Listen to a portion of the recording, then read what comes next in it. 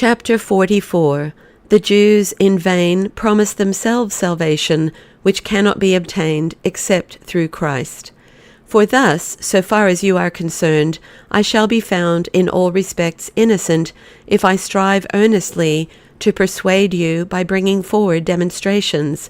But if you remain hard-hearted or weak in forming a resolution on account of death, which is the lot of the Christians, and are unwilling to assent to the truth, you shall appear as the authors of your own evils. And you deceive yourselves while you fancy that, because you are the seed of Abraham after the flesh, therefore you shall fully inherit the good things announced to be bestowed by God through Christ.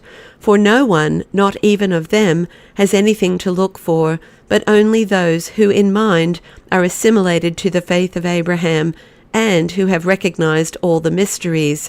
For I say that some injunctions were laid on you in reference to the worship of God and practice of righteousness, but some injunctions and acts were likewise mentioned in reference to the mystery of Christ on account of the hardness of your people's hearts.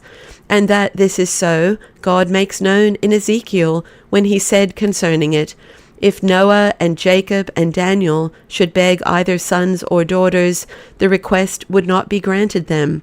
And in Isaiah, of the very same matter he spake thus, the Lord God said, they shall both go forth and look on the members of their bodies of the men that have transgressed.